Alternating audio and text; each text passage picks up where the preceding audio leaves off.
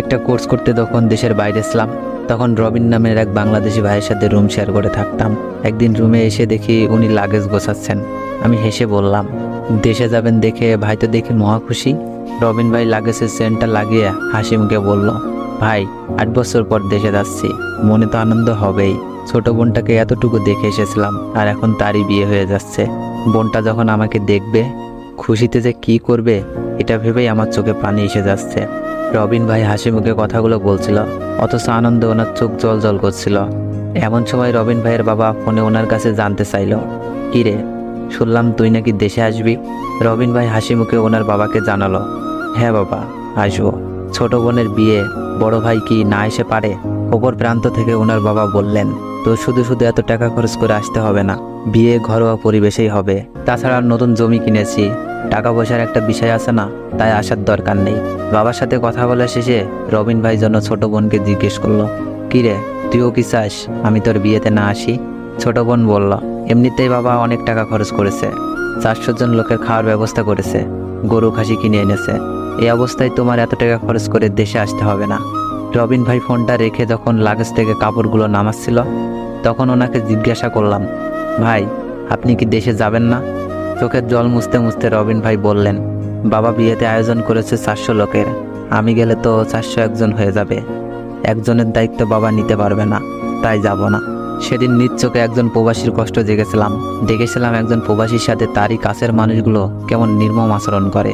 প্রতিদিন কাজ শেষ করে রবিন ভাই তার ছোট ভাইকে ফোন করে বলতো বাড়ির আশেপাশটা একটু ভিডিও করে পাঠাতে, কিন্তু ছোট ভাই বিরক্ত হয়ে ফোন রেখে দিত। অথচ সেই ছোট ভাইকে কয়েকদিন আগেই রবিন ভাই বাইক কেনার টাকা পাঠিয়েছে। আমি যখন নতুন আইফোন কিনলাম, তখন উনি আইফোন হাতে নিয়ে বললেন, এইটাই আইফোন যার জন্য মানুষ এত পাগল? আমি বললাম, আপনিও তো একটা আইফোন কিনতে পারেন, কি একটা ফোন ব্যবহার করেন যা অর্ধেক ভাঙা। উনি হেসে বললেন, কিনবো একটা আইফোন ছোট বোনের জামাইয়ের জন্য। আমি ওনার দিকে তাকিয়ে মনে মনে ভাবতে লাগলাম, সব প্রবাসীরাই কি এমন হয় যে নিজের জন্য একটুও ভাবে না? প্রতিদিন রাতে রবিন ভাই খুব কাশতেন।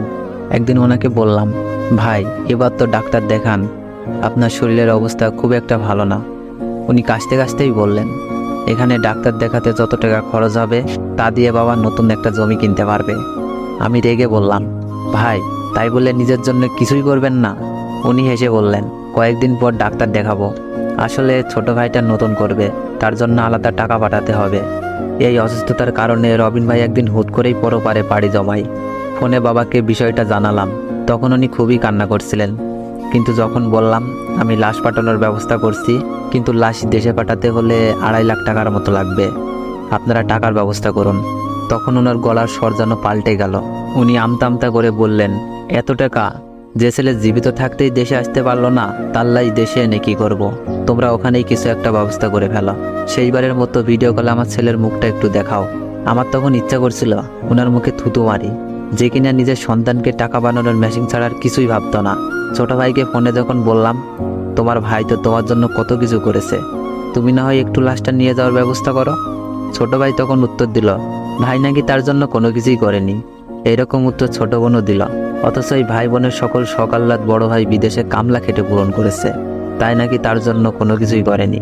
চোখের সামনে একটা লাশ পড়ে আছে, অথচ আমার মনে হচ্ছে এটা কোনো মানুষের লাশ নয়, এটা একটা টাকা কামানোর মেশিন, যেটা এখন অচল হয়ে গেছে।